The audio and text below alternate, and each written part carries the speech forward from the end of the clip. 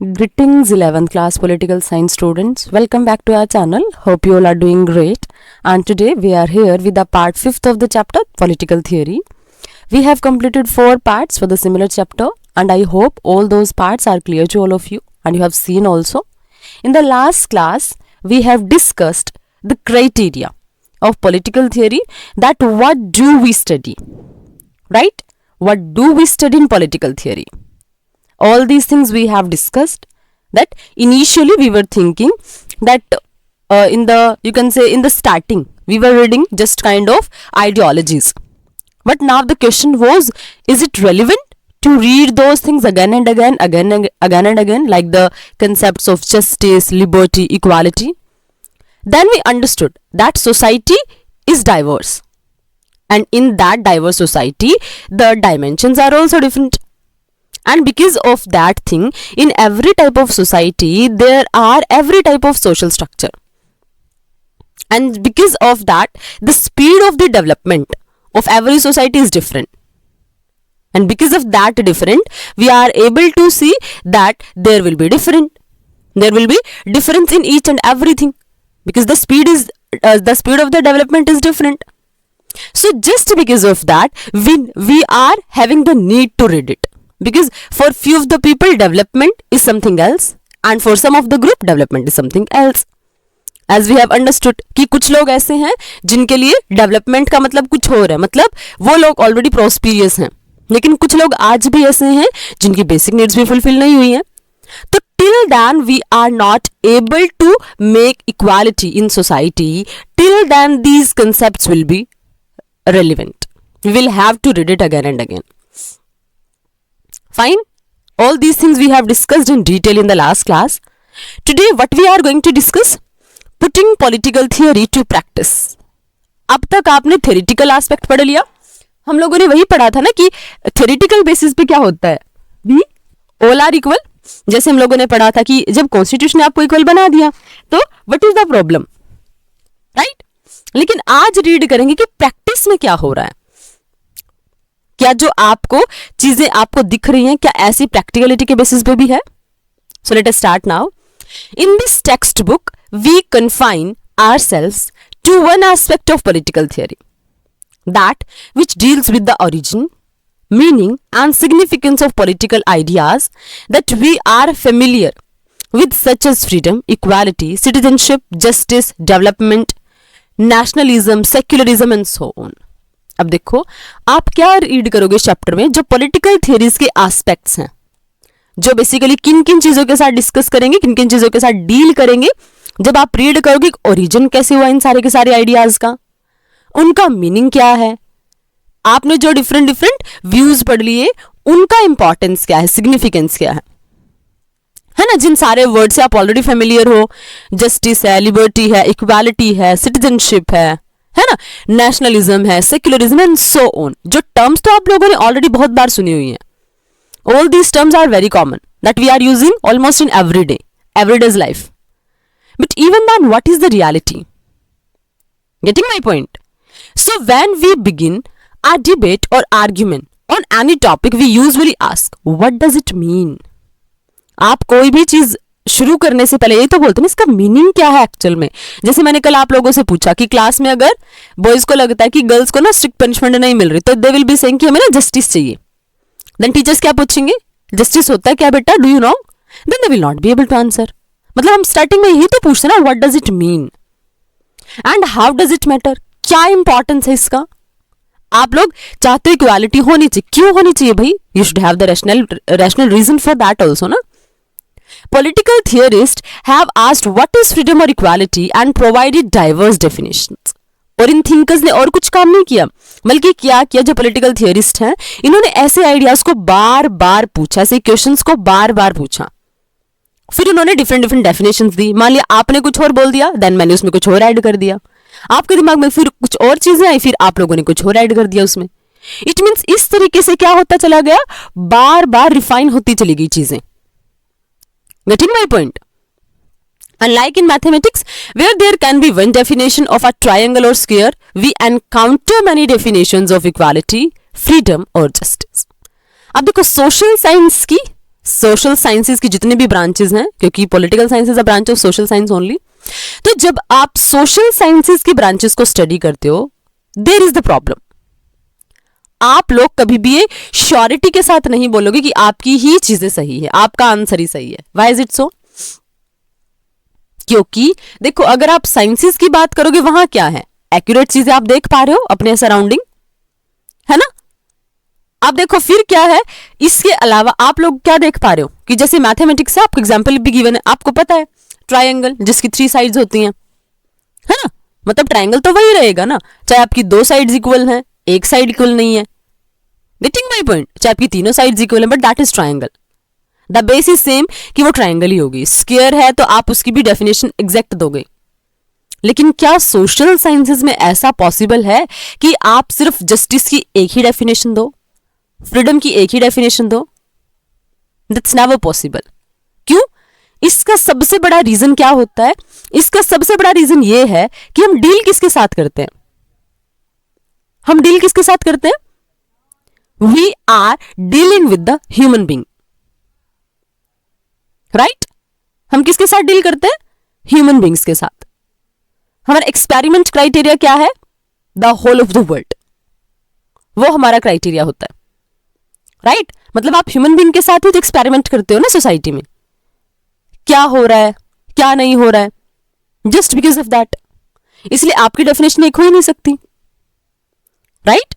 This is the situation and that is the basic reason कि आपको political science में जब आप ये टर्म्स पढ़ते हो, जस्टिस पढ़ते हो, इक्वालिटी पढ़ते हो, लिबर्टी पढ़ते हो, आप इनकी एक ऐसी डेफिनेशन दे ही नहीं सकते हो, क्योंकि लोगों ने इसको ना अपने अपने अकॉर्डिंग कहीं ना कहीं डिफाइन करने की कोशिश की और सभी की बातों में आपको लॉजिक्स देखने को मिलेंगे। फाइन, रीजन समझ आया? Because we are making the experiments on the human beings only. क्योंकि आपके कंसेप्ट ऐसे नहीं कि आपने इंपोज कर दिए ऑब्जेक्ट्स के ऊपर, दैट्स नॉट देयर। हमारे सारे के सारे कंसेप्ट्स का डीलिंग किसके साथ होती है? With human beings directly, right? I think यहां तक क्लियर है। अब देखो, read the see how Socrates achieve this. अब सोक्रेट्स ने कैसे अचीव किया, हमने कल पढ़ा था, रिपब्लिक बुक पढ़ा था, एरिस्टोटल प्लेटो की बुक पढ़ी थी रिपब्लिक, है ना, जिसमें उन्होंने क्या किया था, पूरा का पूरा डायलॉग फॉर्म में चीजें लिखी हुई हैं। वो कुछ लोगों से पूछते हैं what is that, what is that. जैसे फॉर एग्जांपल वो पूछते हैं व्हाट इज जस्टिस, तो फिर उनको कुछ लोग आंसर देने की कोशिश करते हैं, फिर वो सबके साथ डिसएग्री करके कहीं ना कहीं आइडियाज जनरेट करते हैं। ये सारी चीजें हम लोगों ने लास्ट क्लास में पढ़ी थी। अब देखो, well said Cephalus, I replied. अब देखो, read and see how Socrates achieve this. वो चीजें हमारे जो डिफरेंट डिफरेंट आइडियाज हैं वो कैसे कैसे अचीव करते हैं। Well said Cephalus, I replied, but as concerning justice what is it? To speak the truth and to pay your डेब्ट, नो मोर देन दिस। अब मतलब देखो, आप लोगों ने क्या पढ़ा कि जो सोक्रेट्स हैं, उन्होंने, क्योंकि सोक्रेट्स को मेजर आप अपना कैरेक्टर बनाया हुआ अपनी बुक रिपब्लिक में, तो उन्होंने सबसे पहले सबसे क्या क्वेश्चन पूछा था, व्हाट इज जस्टिस। और फिर क्या पढ़ा था हम लोगों ने कि लोग ना उनको आंसर्स देते हैं, कौन सी फॉर्म में? एक डायलॉग फॉर्म में। तो यहाँ पे एक सिफेलिस एक कैरेक्टर है, वो क्या बोलते हैं कि जब आप ना देखो, टू स्पीक द ट्रूथ, जब आप ट्रूथ बोलते हो और आप अपना कर्ज चुका देते हो, वो जस्टिस हो गया, नो मोर देन दैट। तो अब सिफेलिस पूछते हैं, अब सोक्रेट्स पूछते हैं, वेल सेड, अच्छा बोला आपने सिफेलिस, लेकिन क्या सिर्फ इतना ही जस्टिस है, इससे ज्यादा जस्टिस नहीं है?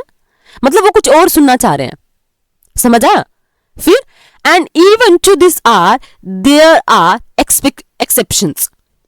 Suppose that a friend when in his right mind has deposited arms with me and he ask for them when he is not in his right mind, ought I to give him back to him?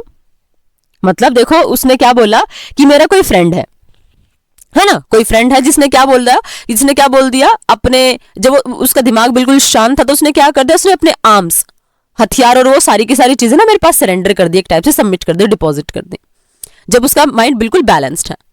लेकिन फिर जब उसके mind में कहीं ना कहीं कुछ complications चल रही हैं, राइट, जब वो देखो उसका mind when not in his right mind, जब वो अच्छे माइंड में नहीं, मतलब वो एंगर में हो सकता है, वो तब मेरे से वो हथियार वापस मांग रहा है, तो क्या मेरे को वापस देने चाहिए?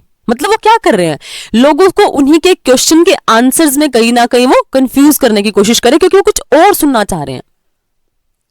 Getting my point? फिर उन्होंने क्या बोला, you are right, you are quite right, he replied. उसने बोला नहीं बिल्कुल आप ठीक हो. But then I said speaking the truth and paying your डेब्ट is not a correct definition of justice. मतलब फिर क्या बोला कि फिर तो मेरे को यही बोलना चाहिए ना कि अगर आप बोलते हो कि सच बोलो और अपना कर्ज चुका दो तो क्या वो जस्टिस है? ये तो डेफिनेशन प्रॉपर नहीं मिली, ये तो करेक्ट डेफिनेशन नहीं हुई, right? And instead of saying simple as we did at first that it is just to do good to our friends and harm to our enemies, we should further say it is just to do good to our friends and when they are good and harm to our enemies when they are evil. अब देखो उन्होंने कितने अच्छे से explain किया कि आप एक सिंपल सी बात है, आप क्या बोलते हो कि अपने फ्रेंड्स के साथ अच्छा करो और अपने दुश्मनों के साथ बुरा कर दो. ये जस्ट बात नहीं है, ये लॉजिकल चीजें नहीं है, बल्कि लॉजिकल चीजें कब है कि आप ये अच्छा है कि आप अपने दोस्तों के साथ अच्छा कर रहे हो, बल्कि इसके साथ साथ आपका गोल क्या होना चाहिए कि आपके एनिमीज भी है ना तो आप उनको सिंपल पोजीशन में हार्म नहीं करोगे, बल्कि जब वो एविल हैं तब आप उनको हार्म कर सकते हो. समझ आया? अब ये बात ज्यादा लॉजिकल लगी ना कि बिना बात के आपके एनिमी ने आपको आज कुछ बोला नहीं है लेकिन फिर भी आप बेवजह उसको परेशान करो, दैट्स नॉट फाइन. फ्रेंड्स हैं, फ्रेंड्स के साथ आपको अच्छा रहना चाहिए, लेकिन एनिमीज के साथ आपको हर टाइम ये नहीं कि आपको जस्ट उनको मारना है, वो करना है, वो सारी चीजें नहीं होनी चाहिए. बल्कि आपको क्या फील करना चाहिए कि अगर वो आपके साथ बुरे हैं तो ही आप उनको कुछ हार्म करोगे, अदरवाइज आप उनको हार्म नहीं करोगे. ये बात ज्यादा लॉजिकल लगी. अब देखो, yes that appears to me to be the truth, और ये बात मेरे को सच्ची लगी. समझा? मतलब देखो कैसे लोग अपने आइडियाज को रिप्रेजेंट करने. अब एक सिफेलिस ने क्या बोल दिया कि आप सच बोलो और अपना डेब्ट चुका दो, वो हो गया जस्टिस. लेकिन फिर क्या बोला सॉक्रेटिस ने? No it's incomplete you can say. ये मेरे को प्रॉपर डेफिनेशन नहीं लगी. मतलब क्या मतलब? इसका मतलब तो यही हो गया कि मेरे फ्रेंड ने ना सही पोजीशन में बिल्कुल स्टेबल माइंड में मेरे को अपने आर्म्स डिपॉजिट कर दिए और फिर वो खराब सिचुएशन में मेरे से वापस मांग रहा है, तो क्या मेरे को वापस दे देना चाहिए? Getting my point? तो फिर ये डेफिनेशन इनकम्प्लीट हो गई. फिर उन्होंने कैसे एक्सप्लेन किया कि आप अपने फ्रेंड्स के साथ अच्छे रहो, अपने एनिमीज के साथ बुरे रहो.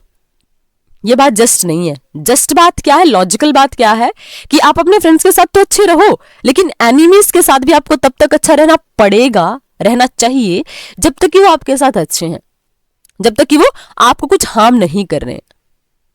And that is looking more logical concept, right? और इसी तरीके से वो कन्विंस करने की कोशिश करते हैं. अब देखो, इससे पहले हम लोगों ने क्या पढ़ा कि हम पूछने की कोशिश करते हैं कि क्या क्या डेफिनेशंस हो सकती हैं, इसका क्या इंपॉर्टेंस है. ये चीज आप लोग रीड करने की कोशिश करते हो ना, और आपको डिफरेंट डिफरेंट डेफिनेशंस मिल जाती हैं. फिर देखो, this is because terms like equality concern our relationship with other human beings rather than with things.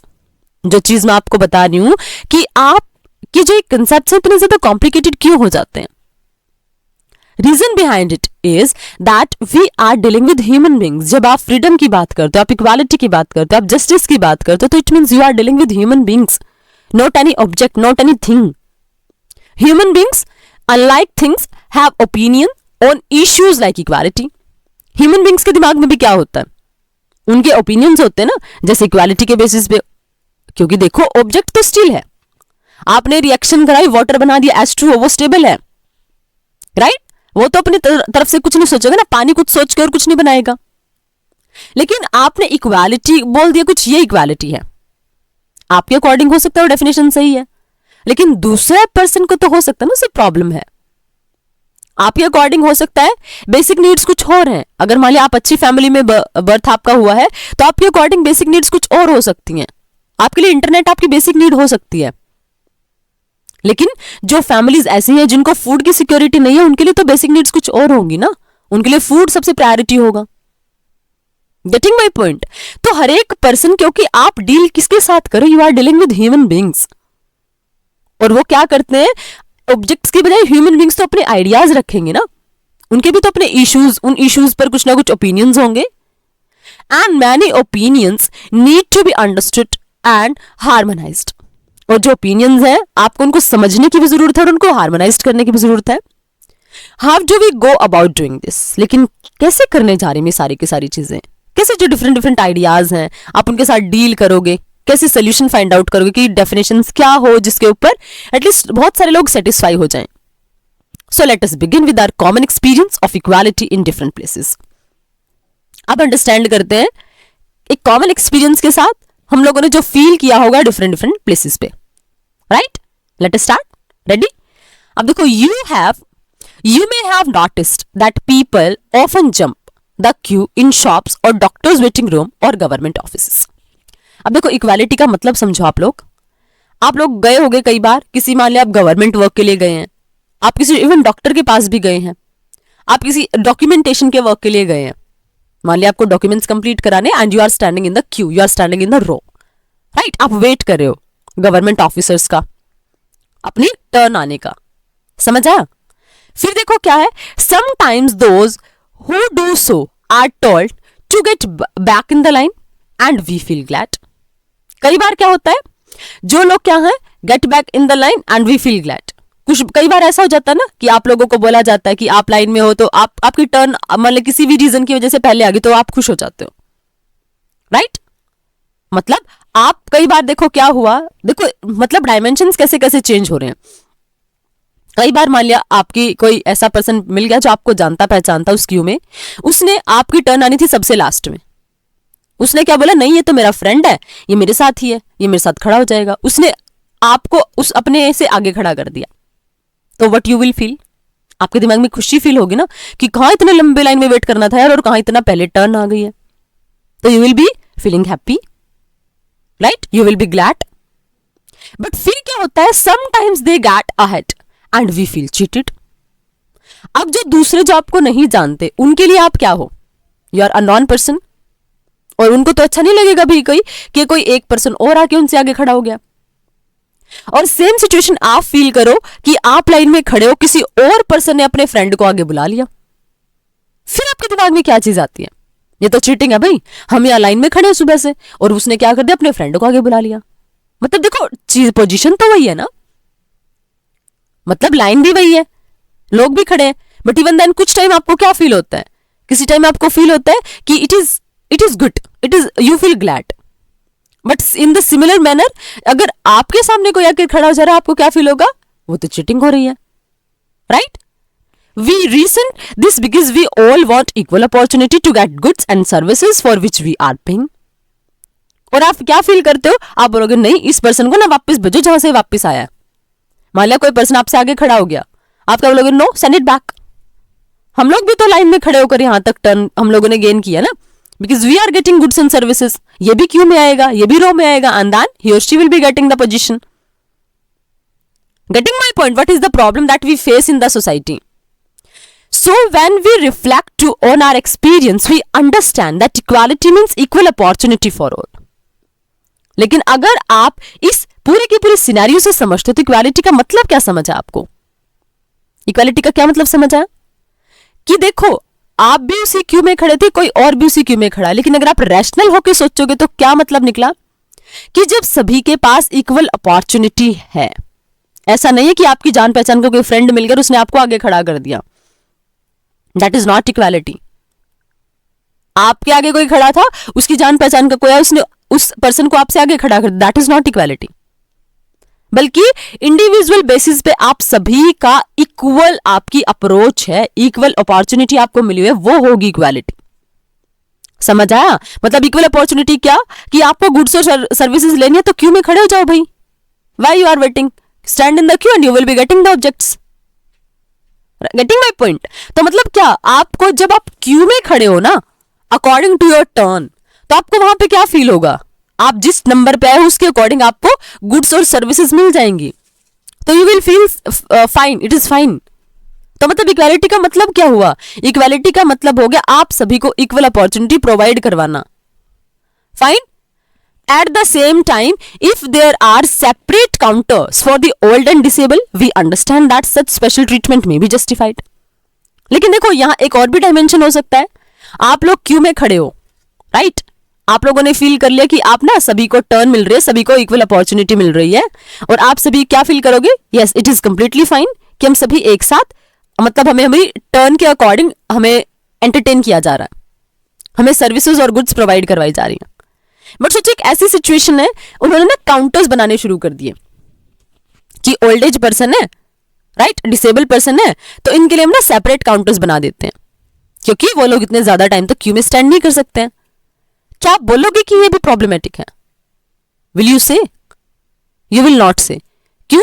क्योंकि आपको वो चीजें वहां पर जस्टिफाई लग रही हैं। क्यों? आप फील करोगे कि ये जो पर्सन है ना, एज्ड पर्सन, ही और she can not stand in the row for that long time period, और इसीलिए उनके लिए अगर अलग से सेपरेट रोज बनी तो that is justified, that's okay, right? Clear? मतलब देखो क्या होता है, अब आपने इक्वालिटी के डायमेंशन को फिर से चेंज कर दिया। पहले आपने क्या बोला, नहीं सभी को इक्वल लाइन से ही आना है, everyone will be standing in his or her queue according to their turn. लेकिन यहां आपने क्या फील किया, यहां आपने ये फील करना शुरू कर दिया कि अगर आपकी वजह, मतलब कोई एक ऐसा स्पेशल ट्रीटमेंट मिल रहा है किसी पर्सन को जो जस्टिफाइड है because of their condition, physical condition, right, तो आप क्या कर सकते हो, उनको आगे टर्न दे सकते हो।